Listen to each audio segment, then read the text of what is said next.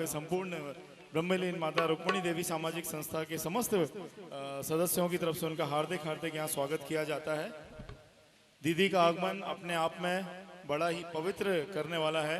मैं दीपक रोहरा जी से दरख्वास्त करूंगा विमोचन के लिए, पुस्तक विमोचन के लिए भी यहाँ पे आचार्य आर्य गुरु जी ईटीसी चैनल से बैठे हुए हैं।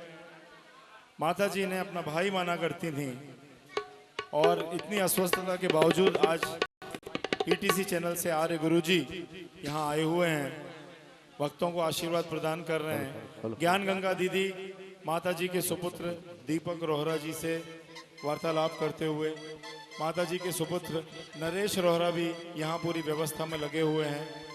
उनकी बेटियां भी यहाँ पर हैं, उनकी पुत्र वधुएं भी यहाँ पर हैं और साथ ही साथ यहाँ पे सभी भक्तगण भी हैं जो हमेशा से आज 47 साल माता जी अपने जीवन के लगातार 47 साल तक उन्होंने श्रावण सोमवारों के व्रत का यहाँ पे जो उद्यापन करवाती थी माँ, आज वो समस्त भक्तगण भी यहाँ खड़े हैं। ज्ञान गंगा दीदी यहाँ पे आई हुई हैं। दीदी मैं यहाँ पे आपका हार्दिक स्वागत करता हूँ समस्त पदाधिकारियों की तरफ से। दीदी माता जी अपने आप में संत थी, ब्रह्मलीन माता जी। आज आप भी संत हैं, आप यहाँ पे आई हैं तो संतन की गति संतन जाने। दीदी इस अवसर पे आप क्या कहना चाहती हैं? बोलो सच्चिदानंद भगवान की, शंकर भगवान की, बांके बिहारी लाल की, श्री गुरु नानक देव की। आयो लाल सबई चो, सब भक्तगण आयो लाल सबई चो। सबिन जा बेड़ा सदा ही साहूकार बनना है तो सब लोग बोले सबिन जा बेड़ा सदा ही। सभी भक्तगण प्रभु दरबार में, सत्पुरुषों के दरबार में अगर आप सभी लोग आते रहेंगे और हरि नाम का धन कमाते रहेंगे तो सदा ही साहूकार रहेंगे, बाहर के भी साहूकार और अंदर के भी साहूकार।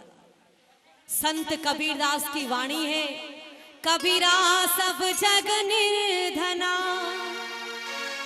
धनवंता नहीं कोई, धनवंता सो ही जानिए, जय राम नाम धन होए। संत कबीरदास की वाणी है। इसलिए मैं आपके सामने ये दो शब्द कह रही हूं क्योंकि दादी रुक्मणी भी संत थी। संत शरण में हम लोग आए हैं। संत शरण जो जन परे, सो जन उधरण हार। संत की निंदा नानका, बहुरी बहुरी अवतार। गुरु नानक शाह की वाणी।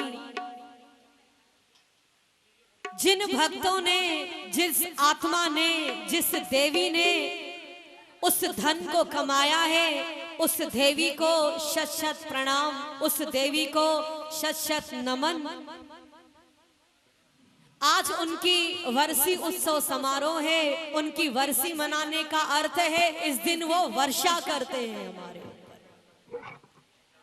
वर्षा, बाहर की भी वर्षा और अंदर की भी वर्षा। सत्पुरुष जब कृपा करता है तो अंदर की दौलत भी देता है और बाहर की दौलत भी देता है।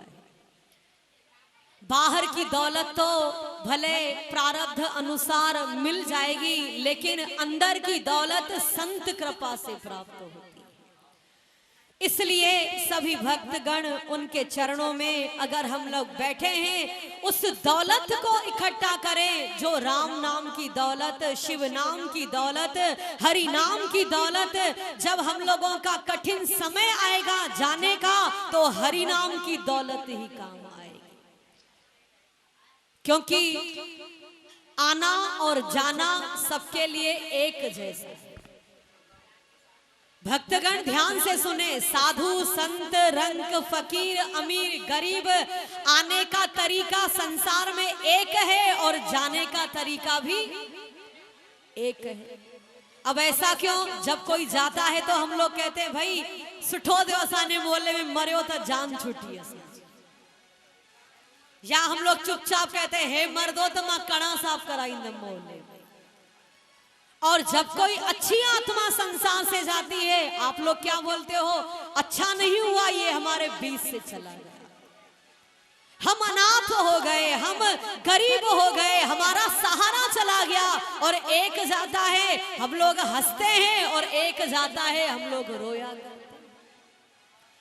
हैं। ऐसी करनी कर चलो हम हंसे जग रोए, जब तू आया जगत में। जब हम जगत में आते हैं तो हम लोग रोते हैं, उआ उआ उआ कहाँ आ गया, कहाँ आ गया, हम रोते हैं। और घर वाले लोग मिठाई बांटते हैं, बधाई तो पुट जो जन्म थियो आ घर में। और हम लोग इतना खुश होते हैं, कोई 100 रुपए देता है, हम लोग बदले में 200 असा हलाई ना छठी। हम रोते हैं और जग खुशियां मनाता है। और जब ऐसी करनी कर चलो हम हंसे जग रोए। जिस दादी ने आज अपने नाम पर इतना सुंदर मेला लगाया है, वो मेला नाम का नहीं है, उनकी करनी का मेला है, उनके कर्म का मेला है, उनकी करनी का मेला है, उनके चरित्र का मेला है। अब हमें क्या करना है? उनका एक कोई ना कोई लक्षण अपने जीवन में संकल्प करो, आज से सब पर दया करूंगा, आज से रोज एक काम अच्छा करूंगा, आज से झूठ नहीं बोलूंगा, आज से भगवान से कुछ मांगूंगा नहीं, आज से रोज 1 घंटा भजन करूंगा। एक अच्छा काम का जीवन के अंदर संकल्प ले। अगर नहीं करोगे अच्छा काम, एक कान से सुन लिया, दूसरे कान से निकाल लिया, फोटो खींच गए, मूवी हो गई, नाच लिया, प्रसाद खाया, लाडो मजो आयो ऊपर जाओगे तो डंडा खाओगे। मजा किसका लेकर के आए थे? खाने पीने का मजा ले आए कि वचनों का मजा लेकर के आए कि करनी का मजा लेकर के आए? ऐसी करनी करो। राजा के दरबार में एक मूर्तिकार आया। राजा ने पूछा, मूर्तिकार तेरी कला क्या है, मुझे बता। मूर्तिकार ने कहा, महाराज मेरी बहुत अच्छी कला। एक उसने मूर्ति निकाली, बहुत सुंदर, बहुत सजी संवरी, रंग रंगीली, खूबसूरत। राजा ने कहा बहुत अच्छी, बहुत अच्छी। इसकी कीमत क्या है मूर्तिकार? 10 रुपए इसकी कीमत। राजा को लगा, एक राजा होकर 10 रुपए, अच्छी सी मूर्ति दिखाओ मुझे। क्योंकि राजा को अपना एक पावर है, वो गद्दी का पावर है, मनुष्य का पावर नहीं होता। राजा को लगा 10 रुपए की मूर्ति, अच्छी सी मूर्ति दिखाओ, हजारों की कोई मूर्ति दिखाओ।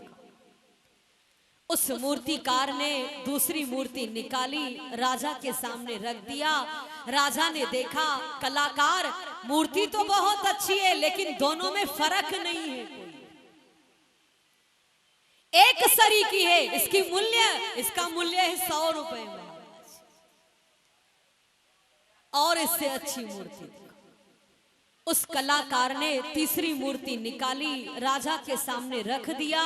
इसकी कीमत 1000 रुपया। लेकिन मूर्तिकार सब मूर्तियां 10 रुपए वाली, 100 रुपए वाली, 1000 रुपए वाली देखने में एक जैसी, लेकिन मूल्य में अंतर क्यों है?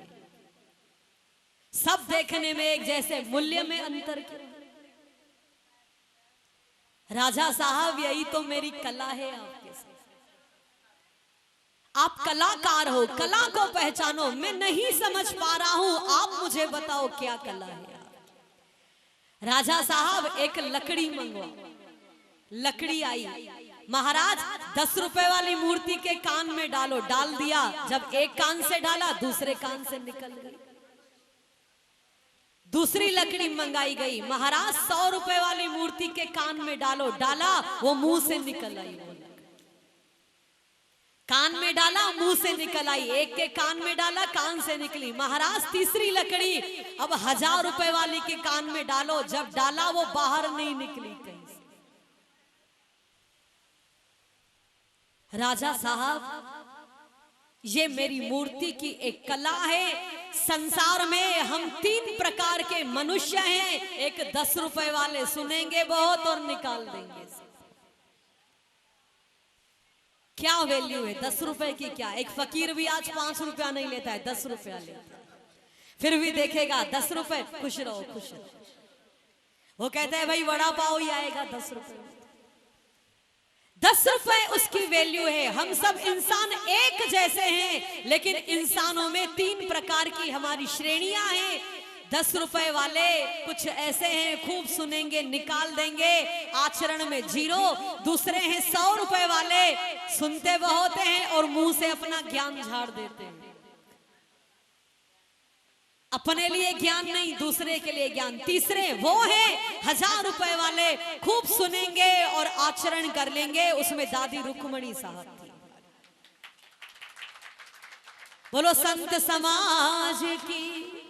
तो आज उनकी वर्सी। राजा साहब बहुत खुश हो गया।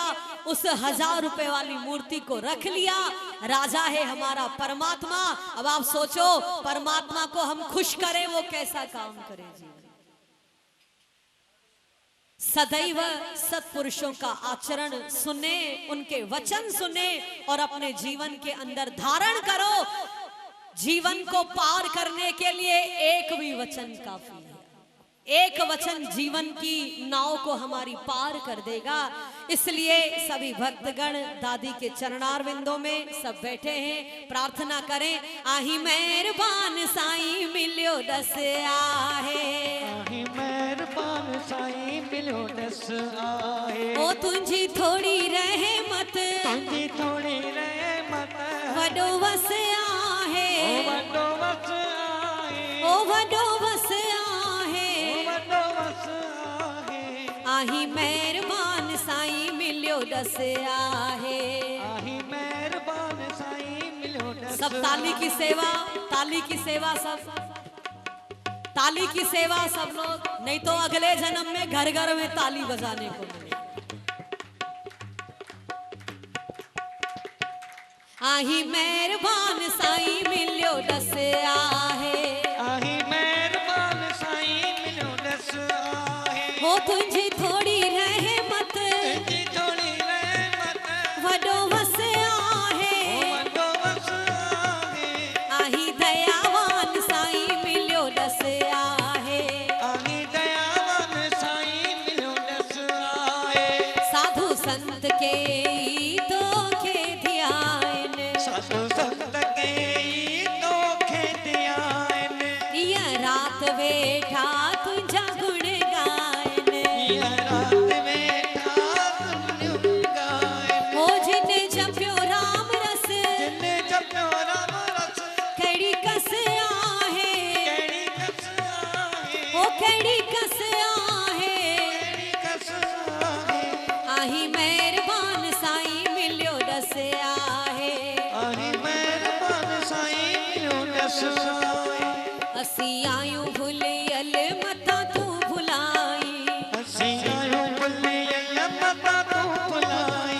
तुझो दर सभा जो खुलियला सदाई। तुंहिंजो दर सभा जो खुलियल सदाई। ओ कर महर संगत, कर मेर संगत ते, ओ कर बाज संगत, कर बाज संगत ते, वडो वस आहे। वडो वस आहे। आही मेहरबान साईं मिलियो दस आहे। आही मेहरबान साईं मिलियो दस आहे। राजा महाराजा ओट तुझी